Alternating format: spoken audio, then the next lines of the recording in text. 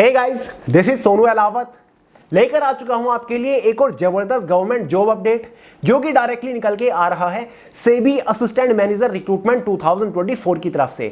दोस्तों, सेबी के बारे में आप जानते ही होंगे, जिसका मतलब होता है security and exchange board of India, जो कि ministry of finance government of India के अंडर आता है, जिसके अंदर असिस्टेंट मैनेजर की पोस्ट के ऊपर जबरदस्त वैकेंसी आ चुकी है।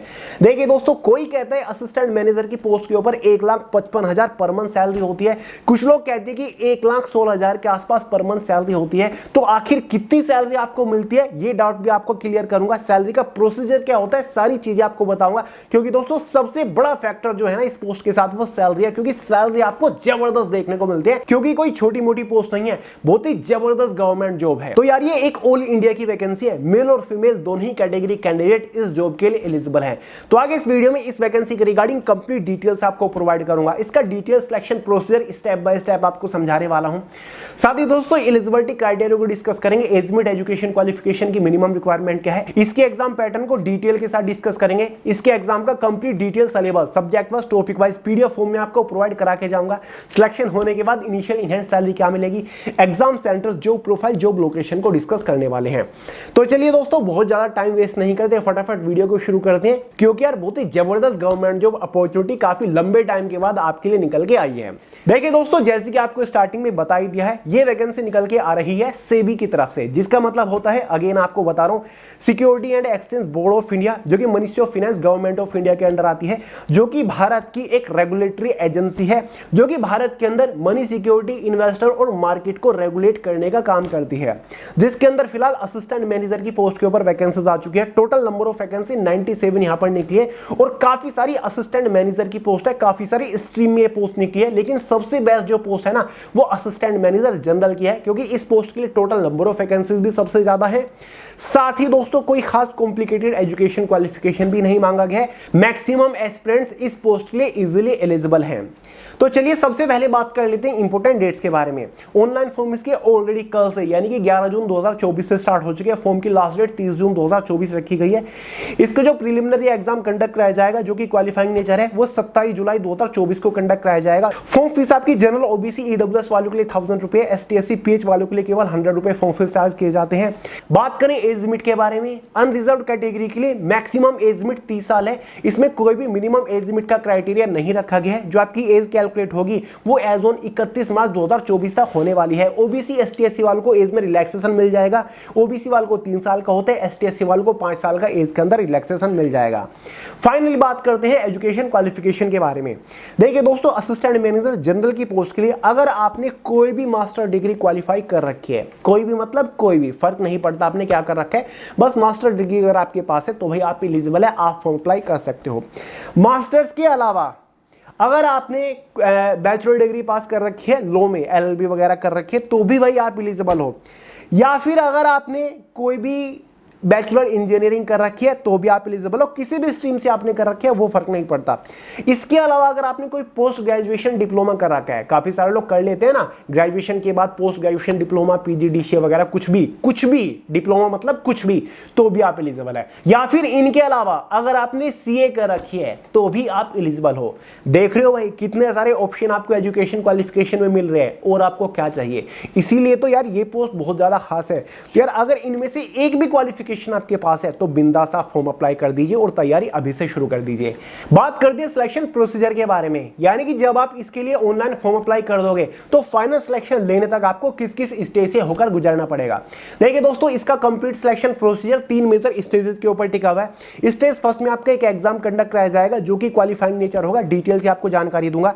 स्टेज सेकंड में आपका एक मेंस एग्जाम कंडक्ट कराया जाएगा, जिसके बेसिस पर आपको फाइनल सिलेक्शन मिलता है, ये मोस्ट इंपोर्टेंट है। और स्टेज थर्ड जो आपके है ना, उसमें आपका एक इंटरव्यू कंडक्ट कराया जाएगा। तो चलिए वन बाय वन एक एक स्टेज को डिस्कस करते हैं। बात करते हैं स्टेज फर्स्ट के बारे में, जिसमें आपका एक एग्जाम कंडक्ट कराया जाएगा, जो कि एग्जैक्टली 27 जुलाई 2024 को कराया जाएगा। सस्पेंस ये है कि भाई फेज फर्स्ट का ये एग्जाम पेपर फर्स्ट और पेपर सेकंड में डिवाइड किया है, यानी कि एक आपका पेपर फर्स्ट होगा, एक आपका पेपर सेकंड होगा, सेम डे पर होगा, ठीक है, वहीं पर कंप्यूटर स्क्रीन के ऊपर बैठे बैठे होगा, ठीक, क्लियर है। पेपर फर्स्ट जो है उसमें 4 सब्जेक्ट्स हैं, जिसमें से जनरल अवेयरनेस है, इंग्लिश लैंग्वेज है, क्वांटिटेटिव एप्टीट्यूड है, रीजनिंग है, ठीक है। ये चारों सब्जेक्ट जो है ना 100 नंबर में रहने वाले हैं। 60 मिनट क्वेश्चन पेपर की टाइम ड्यूरेशन रहेगी, शायद 100 ही क्वेश्चन आपके एग्जाम में आते हैं। और दोस्तों पेपर फर्स्ट को क्वालिफाई करने के लिए आपको 30% मार्क्स लेकर आने हैं।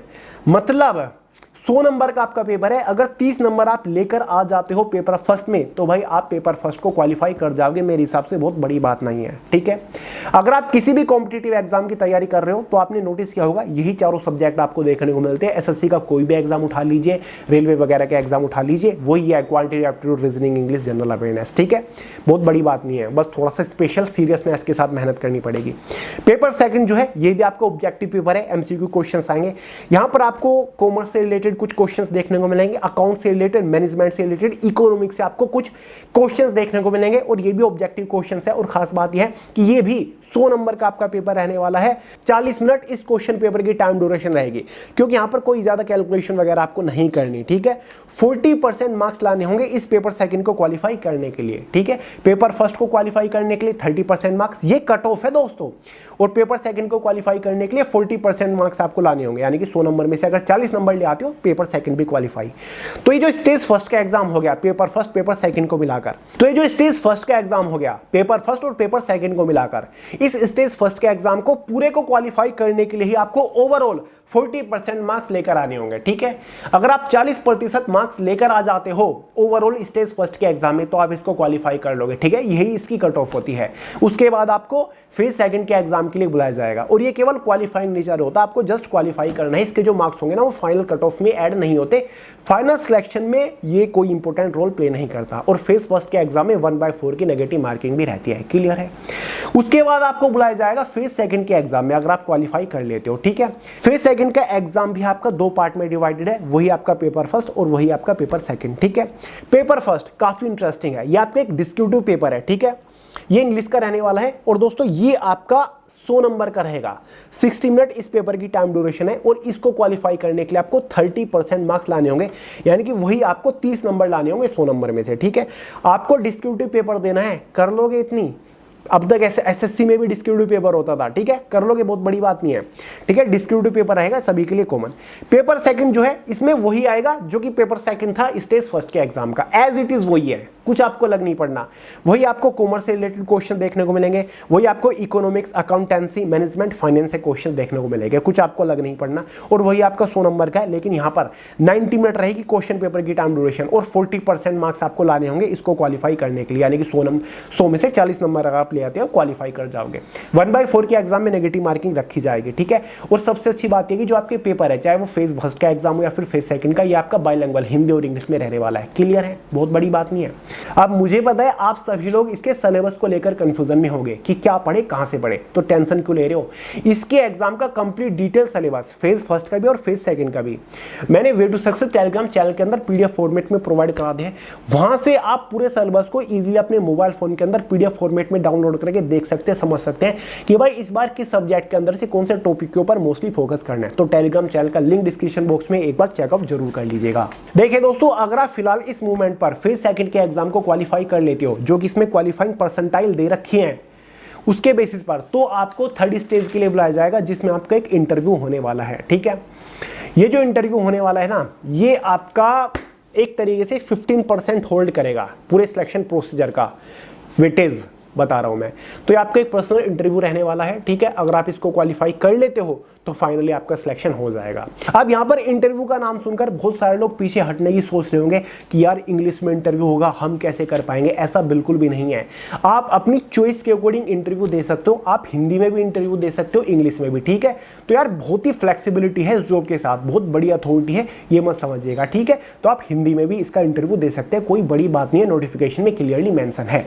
सिलेक्शन किस बेसिस पर होगा उसको भी समझ लीजिए, केवल मेंस एग्जाम के मार्क्स के बेसिस पर, फेज सेकंड के एग्जाम के मार्क्स के बेसिस पर और इंटरव्यू को कंबाइन करा जाएगा।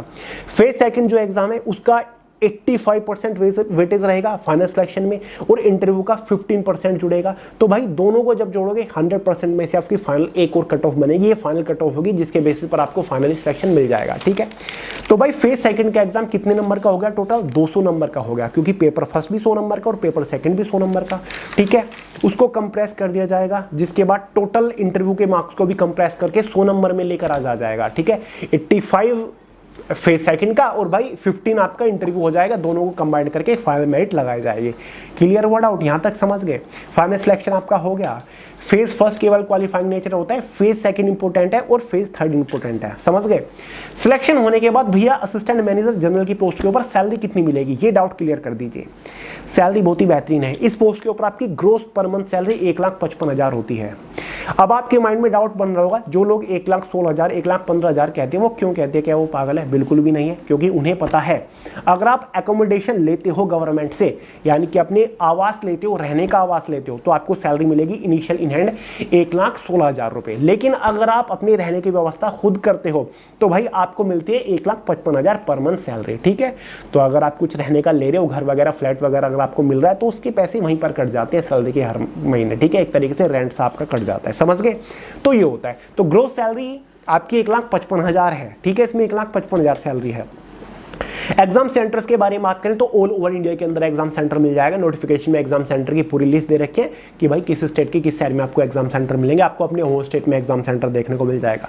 2 साल का इसमें प्रोबेशन पीरियड आपका रहने वाला है, ठीक है, यानी कि ट्रेनिंग पीरियड रहेगा। ये एक परमानेंट गवर्नमेंट जॉब है, हल्के में मत लीजिएगा।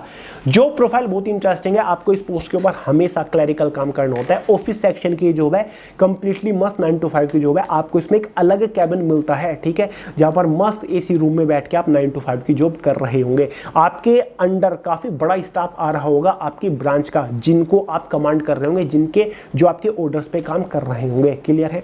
साथ ही दोस्तों जॉब लोकेशन आपकी ऑल ओवर इंडिया रहेंगी, जहां जहां पर भी सेबी के ऑफिसेज हैं, रीजनल ऑफिसेज हैं, ठीक है, वहां पर आपकी पोस्टिंग रह सकती है। आपको अपने होम स्टेट में भी पोस्टिंग मिल सकती है अगर आपके स्टेट में सेबी का ऑफिस है, क्लियर है। तो यार बहुत बड़ी अपॉर्चुनिटी है, इसको हल्के में मत लीजिएगा, ठीक है।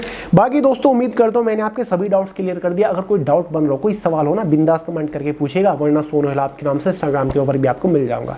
तो चलिए गाइस, इस वीडियो में इतने रखते हैं। पसंद आई हो लाइक करेगा, दोस्तों के साथ शेयर करेगा, चैनल को सब्सक्राइब करना मत भूलिएगा। मिलते हैं अगली वीडियो में बहुत ही जल्द, तब तक के लिए जय हिंद।